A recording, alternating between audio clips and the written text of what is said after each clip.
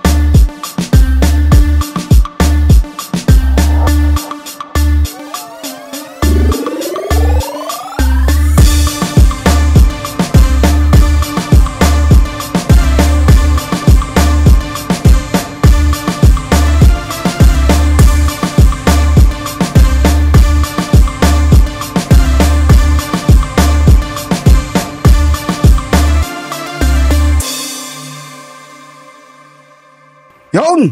Diyos ko po kahit dito pa rin tayo sa barangay Kulaylay, San Jose City, Nueva Ecija, dito sa Second Barnabas Eagles Club Cycling Race, MTB 15 below category tayo.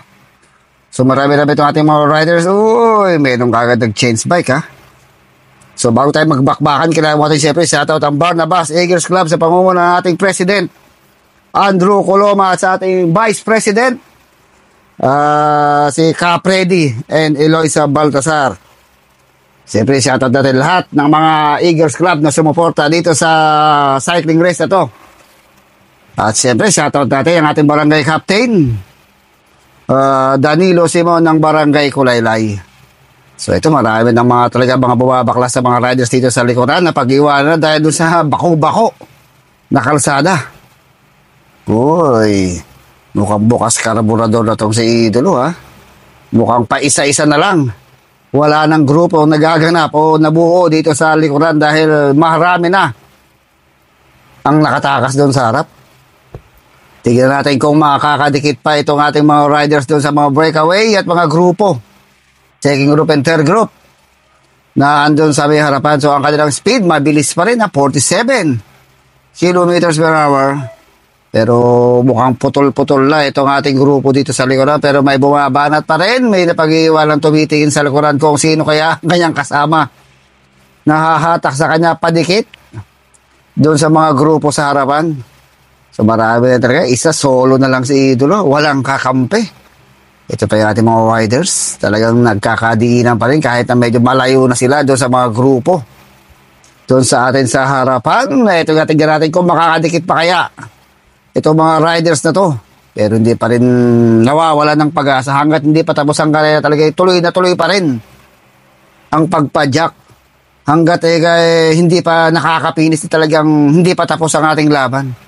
Pang sa Idolo, paubos na rin ha. Pero yung iba talagang masigasig pa rin. Ensayo nga nila ito eh. Ensayo nila kahit hindi ka mamanalo sa larong ito. Talaga nakaka-ensayo ka naman.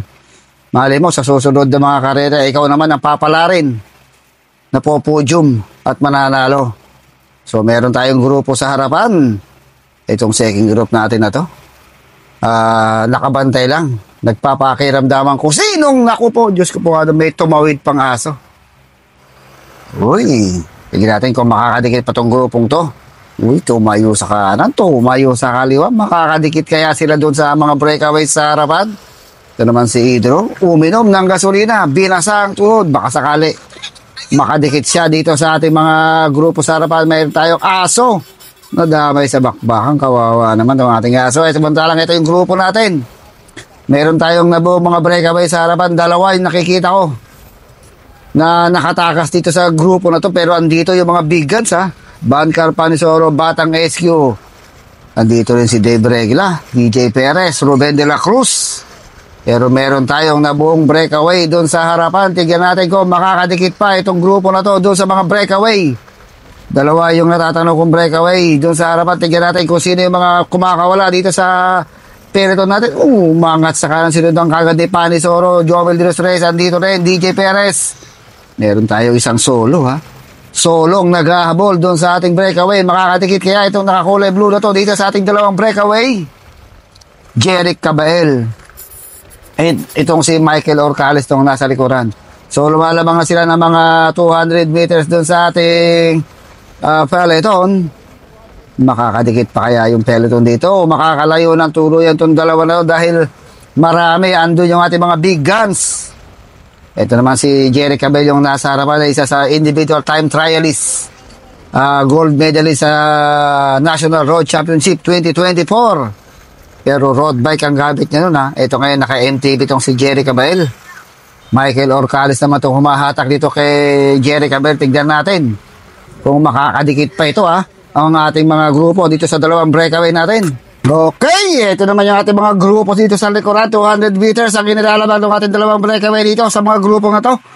Medyo marami pa itong mga grupo. Andito pa yung ating mga big guns. So, DJ Perez, Dave Regla, dito pa rin. Naabutan pala yung nakakulay blue kanina. So, may mga grupo pa rin dito. Ang dami pang mga naghabol, marami nang naiwanan. Medyo hindi nakasabay doon sa mga pacing o sa bilis nung banat ng mga grupo sa harapan. Kaya marami tayong mga grupo pa na napag-iwanan dito sa likuran. May dalawa pang naghahabol. Talagang dinadaan na lang sa pag-inom ng tubig para makadikit. Pinasang tuhod, bumilis. Naku, napakadami pa pala dito sa likuran. More or less 300 meters na ang lamang ng ating breakaway dito sa mga grupo na naghahabol pa rin dito sa likuran. Makakadikit pa kaya itong grupong ito? Sila na ang magbabalatan dun sa finish line, yung dalawang breakaway na yun, o mahahabulan pa ng ating mga grupong naghahabol dito sa likuran. Tignan natin kung sino talaga ang maghahari dito sa Kulaylay.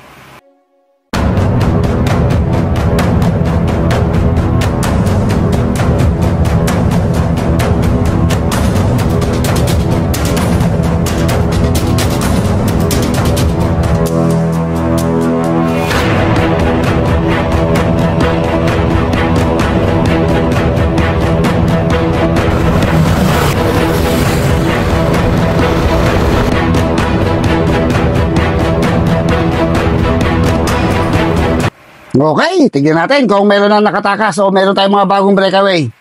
Dahil remati na itong ating mga riders, so meron tayong mga bagong breakaway. Naku po, nawala yung ating dalawang breakaway. May nabuo tayo. Banca Panisolo, Ruben de la Cruz, and si Dexter Trajano. So lumakalamang sila ng mga 100 meters dito sa grupong naghahabol dito sa likuran. Nawala si Cabael, nawala si Orcales. Bago yung ating breakaway. Tignan natin kung makakadikit pa. So dalawa pang naghahabol dito. Tignan natin kung makakadikit sila doon sa mga second group. Dito yung ating second group. Andito si DJ Perez, si Jomel de los Reyes. Andito rin si Michael Orcales, na isa sa breakaway kanina ay naiwan dito sa second group. Ang nawawala ay si Jerry Cabael. Ayon sa ating bubit sa inaplatan, sumabog, nag-breakaway yung hangin sa kanyang gulong. Kaya hindi siya na napag-iwanan siya dun sa likuran. Ito yung ating second group. Makakadikit kaya? Matutuhog pa kaya nila yung ating tatlong breakaway na sila Ruben de la Cruz, Dexter Trajano, and si Bancar Panisoro? Uy, may kumikikig sa kanan. Talagang mabilis pa rin ang takbo ng ating mga riders dito sa ating second group. 45 kilometers per hour. Ito si Michael Orcales, napag-iwanan dito sa likod. Nasa harapan naman itong si Jomel de los Reyes. Umangat na sa kanan itong si DJ Perez. Hinabol kagad. Hindi pa rin pumapayag itong grupo na may makatakas pang muli. Dito sa second group natin, sagad na sagad itong nasa likod. Dinadapaan. Ayaw niya rin magpaiwan, ha.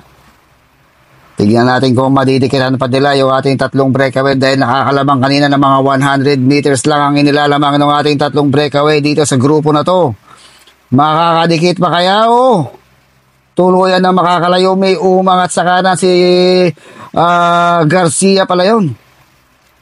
Andito rin pala si Garcia ng Santa Rosa, Nueva Ecija. Malakas sa remate yun. Ayaw lang natin kung nagbago na. So nakadikit pa rin tong dalawang naghahabol kanina. Uhaw na uhaw si Idolo. Nakakadikit pa lang niya pero tignan natin. Mukhang nagkakatirahan na naman itong ating grupo. May umaangat na dalawa dun sa harapan. Nagkakaamo yan. Uy, mukhang may binabalak na hindi maganda itong nakakulay bro. Parang gusto niya na ring maghabol dun sa ating mga breakaway. Tignan natin kung madidikitan nila yung ating breakaway. Okay, so siguro mga last 7 kilometers na tayo to. The finish line. Praise Joel lang dito sa likuran. And DJ Perez, Jomel de los Reyes. May nakatakas na isa.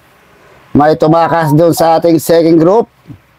Tignan natin kung makakadikit siya. Kaya niya kayang idikit na solo doon sa sa tatlo nating breakaway. Kung makakadikit itong isang solong second group. Ito naman yung ating tatlong breakaway. Last 3 kilometers na lang siguro to the finish line. Nasa harapan itong si Bancar, Ruben de la Cruz, and itong si Dexter Trajano.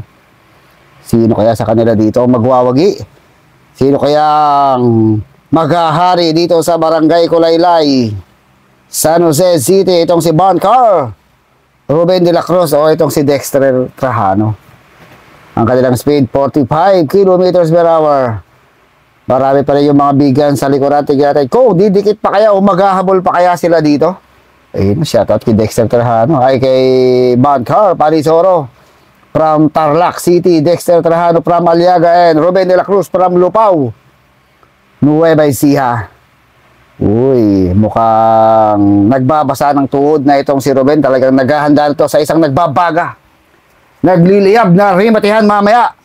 Sino kaya ang kakalas sa kanilang tatlo? Ito ay nakakalamang kaya itong si Ruben de la Cruz na talagang malawak na ang karanasan pagdating sa karera ng bisikleta. Dahil ito ay medalist na ito sa National Road Championship 2023. Kung hindi lang ako nagkakamali. Saka malawak na talaga ang experience ng batang to. Bancar Panisoro, isa na rin ito lumahok na rin ito sa National Road Championship ng Team ANA Paniki. Lalo tong si Dexter Trajano ay medyo hindi pa ganong kalawakan ang kanyang karanasan sa pangangarera sa iba't ibang lugar dito sa Nueva Ecija o sa mga karatig nating probinsya.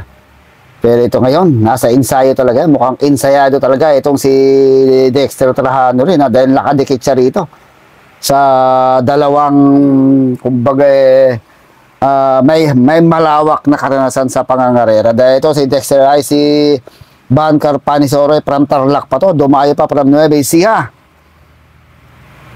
Makakasabay kaya sila dito kay Ruben de la Cruz ng Team Dandex, Bancar Panisoro ng Team Elinay Paniki, at isang si Dexter Trajano. Ayan. So, last 1.2 kilometers na lang tayo to the finish line. Bago tayo magbakbakan, kailangan natin shoutout muna ang Barnabas Eagles Club sa pangunguna ng ating President, Andrew Coloma, and Vice President, Capredi Baltasar, sa ating barangay captain ng barangay Kulaylay, Danilo Simon. Ito na mga idol, huwag na kayong kukurap, huwag na kayong pipikit, huminga na kayong mga idol, sigurado nagbabaga, nagliliyab, nag-aapoy na rimatayan. Kaya mangyayari dito, sino kaya sa tatlo na to? Bancar Panisoro, Ruben de la Cruz o Dexter Trajano. Last 500 meters to the finish line. Nasa harapan itong si Dexter Trajano, nasa likod lang itong si Bancar, nasa bandang gitna lang itong si Ruben de la Cruz. Sino kaya ang unang aangat, sino kaya ang unang makakasagad hanggang sa finish line? Ang kanilang speed 40 kilometers per hour. Nagkapakiramdaman na, nagkakaamoyan kung sino talaga sa kanilang unang aangat. Lumili ka na sa likod itong si Dexter, nasa bandang gitna naman itong si Ruben. Bancar nandito lang sa likuran. Tignan natin kung unang aangat ba itong si Bancar o itong si Ruben de la Cruz. Last 250 meters to the finish line. Nagpapakiramdaman, nagkakaamuyan. Sino kaya ang unang aangat dito? Bancar Panisoro, Ruben de la Cruz. Last 200 meters to the finish line. Sino kaya ang unang aangat dito? Bancar Panisoro, Ruben de la Cruz. Umangat na nga itong si Ruben de la Cruz. Sinod ng kagad ni Dexter. Umahabol pa rin itong si Bancar Panisoro. Ruben de la Cruz nakakalamang na ng isang gulong. Umahabol pa rin si Bancar Panisoro. Naiwanan ng bagya itong si Dexter Trajano. Ruben de la Cruz ang last 100 meters to the finish line. Ruben de la Cruz, Dexter. Para hano yung naiwan. Bancar Panisoro ang ating second place. Panalo si Ruben de la Cruz. Third place itong si Dexter Trajano.